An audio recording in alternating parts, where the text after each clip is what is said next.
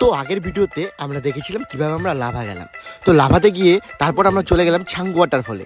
তো লাভার মধ্যে আমরা দাঁড়িয়ে মোমো খেয়েছিলাম, সেটা তো আগের ভিডিওতে দেখেছো। তো সেখান থেকে নোরা ভ্যালি হয়ে আমরা চলে যাচ্ছিলাম ছাঙ্গুতে।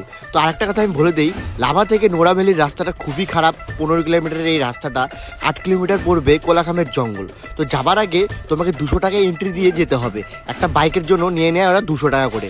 তারপর রয়েছে ভাঙা রাস্তা, আর ভাই রাস্তার পাশে পেয়ে যাবে এরকম ছোটো ছোটো নদী, আর কিছুটা আগিয়ে পেয়ে যাবে সুন্দর পাইন ফরেস্ট। যে পাইন ফরেস্টগুলো তোমাদের দিল আর মন দুটোই শান্ত করবে। কি আর বলবো, এত সুন্দর এই পাইন ফরেস্টটা দেখার আলাদাই লাগছিল।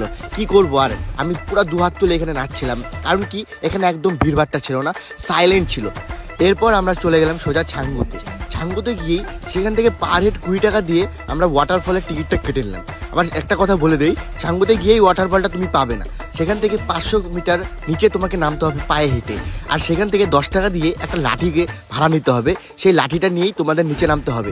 আর এই যে সেই রাস্তা, খুবই খতরনাক এই রাস্তা, ছোট একটা সরু রাস্তা, সেই রাস্তা দিয়ে তোমাদের নামতে হবে। কিছুটা আছে সিঁড়ি, কিছুটা আছে রাস্তা। তো কিছু দূর নেমেই দেখতে পারবে পাহাড়ের সবুজ গা ঘেঁষে মনে হচ্ছে কেউ দুধ ঢেলে দিচ্ছিল। এত সুন্দর, আর এত সুন্দর এই পরিষ্কার ওয়াটারফল। সত্যি পাহাড়ে যারা বসতি করে আছে তারা এত সুন্দরভাবে এই পাহাড়কে ভালোবেসে তাকে পরিষ্কার রাখে, এটাই বোঝা যায় এই ঝর্ণা দেখে। এত সুন্দর চকচকার জল,